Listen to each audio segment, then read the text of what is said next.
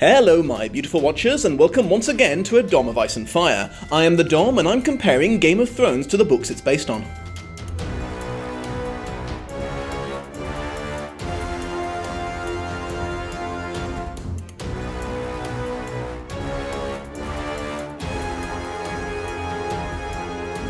The usual reminder that this is in no way spoiler safe for later books and seasons of the show. That said, let's take a look at some of the characters this part of the story introduced us to. Joining us for the first time in this episode is Gendry, not quite Baratheon. He has of course been aged up just like everyone else, but they got his black hair, iron-hard muscles and defensive attitude just right. It's a miracle, Janos Slynt is actually bald just like his book counterpart. He is also a blame-dodging, jumped-up little weasel of a man in the book. Some changes arise later in regards to him when he gets to the wall, but for now he's pretty book accurate. Gregor Clegane, aka the Mountain. Big, brutish, merciless, yeah, he checks out. He's one of the characters that's changed actors more than once. I feel confident in saying that Bjornsson was probably everyone's favourite, and not just because the dude's sparkling water commercials are fucking hilarious. His shield does appear to only have one dog on it though. There's this whole backstory involving the Clegane sigil being 3 dogs that's tied into the Lannisters, raising them to nobility as a reward for heroic service. Samwell Tarly is also pretty good, overweight and a self-proclaimed coward who couldn't swing a sword to save his life, but possessing a keen mind for academic learning and an immensely nice guy and loyal friend.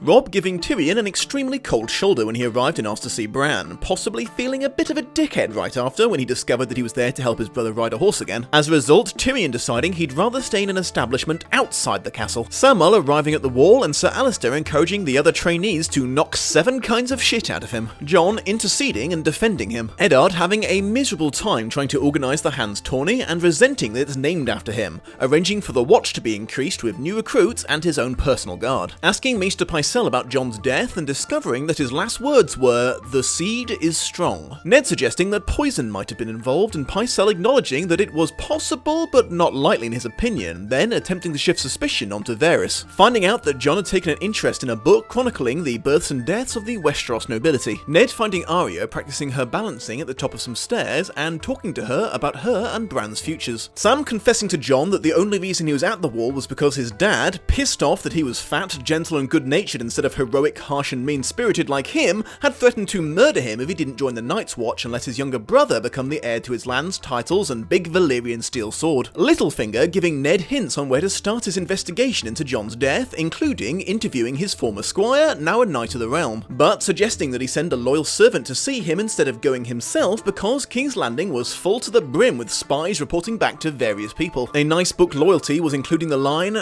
"Distrusting me was the wisest thing you've done since you climbed off your horse." That's my Littlefinger impression, it's not very good. Sir Hugh of the Vale, said former squire, arrogantly refusing to speak to Jory because he felt he was too good for the likes of him now. You see, everyone is sweating their man-tits off in King's Landing. If there's any bright side to Arya having to abandon Nymeria, it's that she might well have died of heat stroke within a few weeks of living there. Eddard visiting Tobbo Mott the blacksmith and getting a good look at Gendry, quickly realising he's one of Robert's bastards. Drogo's Khalasar arriving at the Dothraki holy city, Vase Dothrak and its horse-themed entrance. Viserys being whiny and impatient about Drogo not having given him command of a Dothraki army yet. Jon bringing everyone around on his "let's not kick the hell out of Sam" philosophy. Maybe a bit more extreme in the show, but any reason to give Ghost more screen time gets my approval. Viserys misunderstanding Daenerys' invitation to dinner and getting all butthurt about it, but discovering that Dany was done being a victim via a belt to the face. Sir Gregor the Mountain accidentally killing Sir Hugh in the joust. And Catelyn Stark appealing to the tavern full of people to arrest Tyrion for her. Fuck you, Catelyn Stark! Okay, even if you choose to make excuses for her treating an innocent child like shit all his life because she's mad at her husband for cheating on her, but didn't want to hate him, so shifted her blame to the results of said cheating, and telling him that she wishes he was dead when he was at his most vulnerable, surely you have to agree that deciding, on the spur of the moment, to kidnap the son of the single most powerful family in Westeros, while her husband and daughters are completely surrounded by said family and their men, based only on the word of a man whose love she spurned in her youth as evidence of his guilt, is a bloody stupid thing to do. I think what I hate most about this character is, no matter who suffers what consequences for her actions, she never admits she's done anything wrong. She always feels that her love for her children justifies figuratively anything. Just fuck you, Catelyn Stark.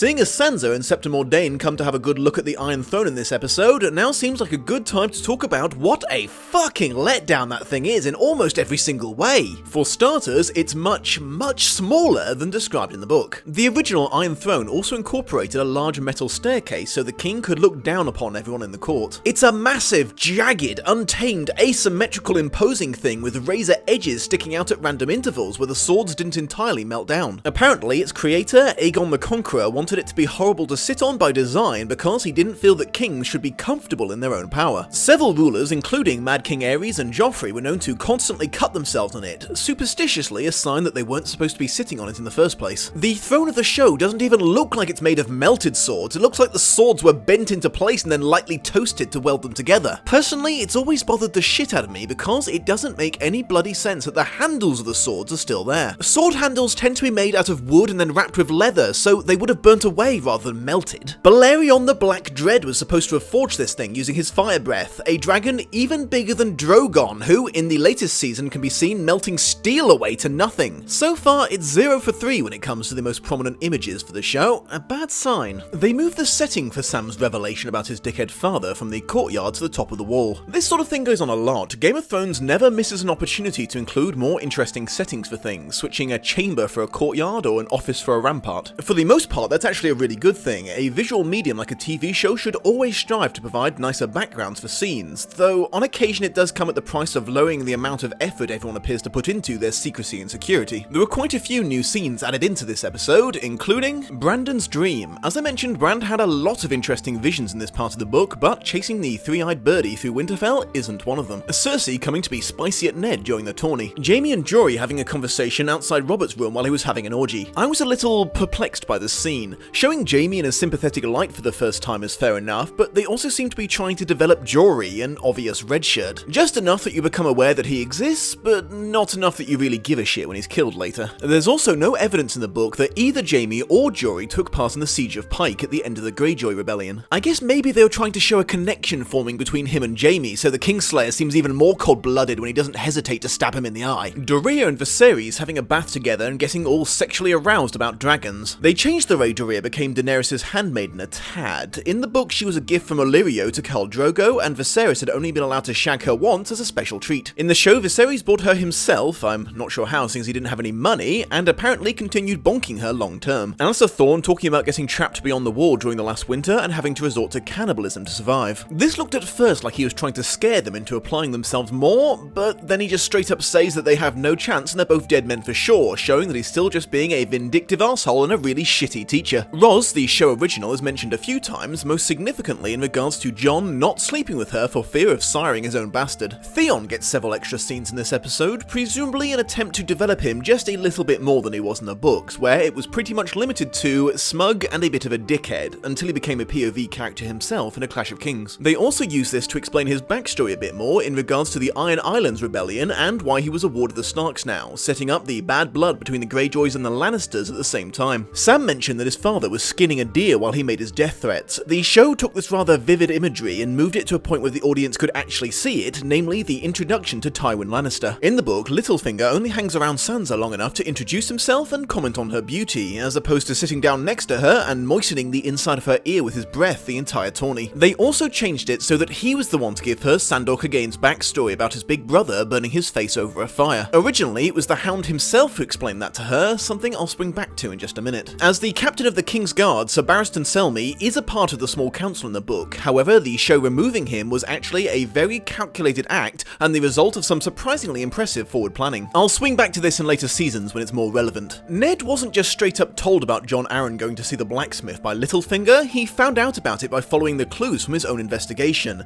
Having Baelish do all the work for him accentuates just how crap he was at dealing with all the shit in King's Landing. I didn't really care for this. Ned's not an idiot, he just refused to take part in anything that he considered dishonourable. The fight to defend Sam was supposed to end up being 3-on-3 instead of 3-on-1, with Pip and Gren being on Jon's side. Thorne sent Albert and Handler, two characters that didn't make it into the show, to back up Rask to take Jon down, but his friends joined in to help. It showed how Jon had officially won them over with his new Donald Noy-inspired attitude. Basically, all the not particularly nice watch recruits in the book were combined into Rast in Season 1. In his one appearance, you can hear Ghost growling menacingly. In the book, part of the reason he was called Ghost is he never ever made a sound. Not a bark or a growl or a howl in his entire life. This episode played a little fast and loose in regards to exactly when Catelyn performed her little citizen's arrest on Tyrion. Much like all of Daenerys' scenes though, because it's somewhat detached from the goings-on elsewhere, it doesn't make a huge difference. It's also worth noting that the response Cat got from the men in the inn wasn't as universal as she was hoping. Quite a few people she called on just sort of awkwardly ignored her rather than lay hands on a Lannister.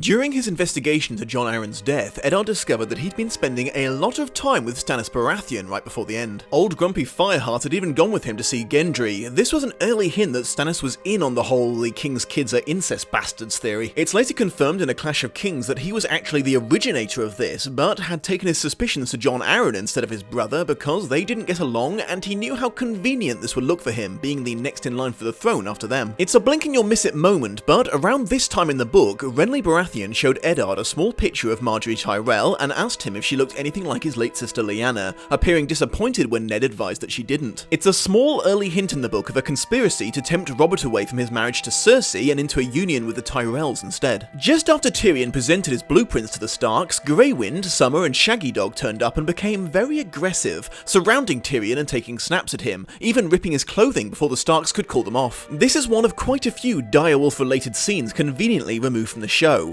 I mean, I get it, working with live animals is a nightmare no matter how well trained they are, and CGI wolves are expensive, but it's still a massive shame from an adaptation perspective. The relationship between the Stark children and their wolves is very significant for both symbolic and practical reasons. Playing them down quite so much in the show was, in my opinion, a big mistake. Leaving that aside for now, this was still an important scene because it's one of the only times that the direwolves were completely off the money when it came to sensing ill intent. For the rest of the books, if the wolves didn't like someone, it inevitably meant that they were planning something nasty for the Stark kids, but Tyrion was genuinely trying to help them and bore them no hostility whatsoever. It's significant because Robb witnessed this and Catelyn Stark did not. Robb not trusting in Grey Wind's instincts like she did was a big factor in the Red Wedding catching him so off guard. The Master Armourer and Weaponsmith, Tobbo Mott, mentioned under duress that he was paid to take Gendry on as an apprentice by some lord he didn't recognise, and then paid again not to ask or ever answer any questions about him. Eddard was like, okay, so you know who he is then. Yeah,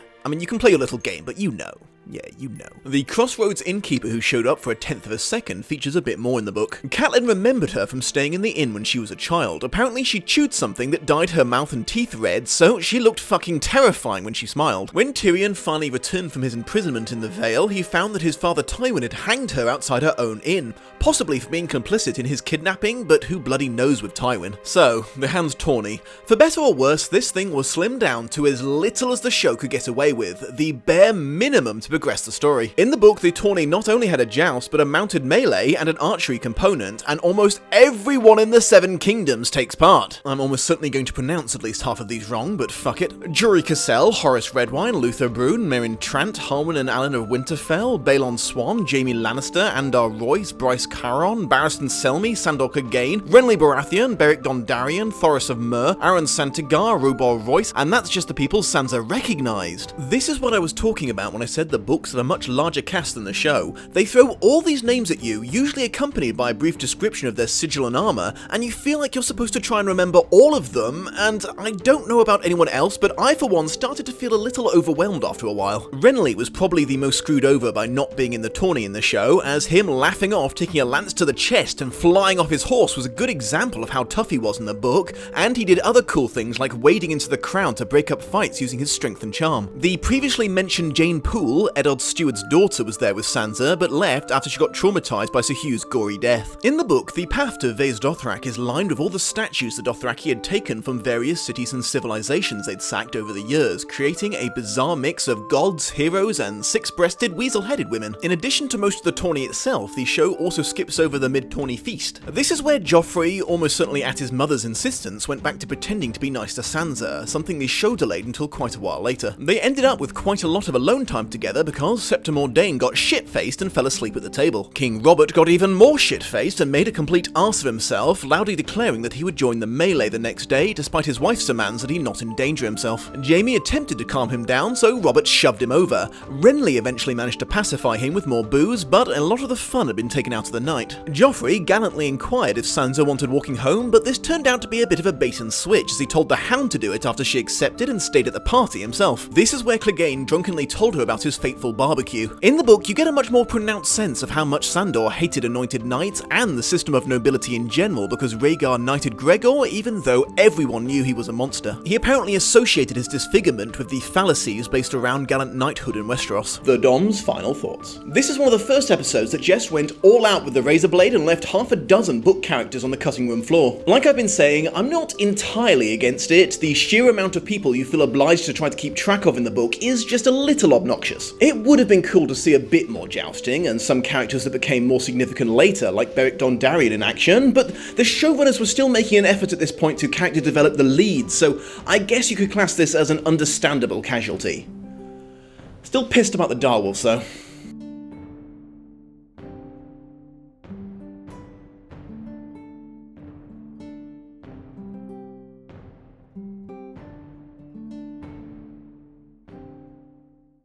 Hey beautiful watchers, I just wanted to give you a quick reminder that there's a variety of rewards you can earn by becoming a Patreon, including early access to all videos, getting to be a part of the survey about how many people saw the film and read the book, or playing Minecraft with me on my 24-hour server. Higher level contributors can also join the Dom's Skype chat room and best of all choose future episodes of Lost in Adaptation. However, if right now you are thinking, my goodness the Dom, I can't do that, I've developed such an addiction for fine world cheeses I've not a penny to spare for anything else. Fear not, if you would instead be willing to like, share, subscribe, or a combination of all three, that goes a long way towards helping my channel grow and reach new beautiful watchers. Have a most pleasant day and I will see you soon.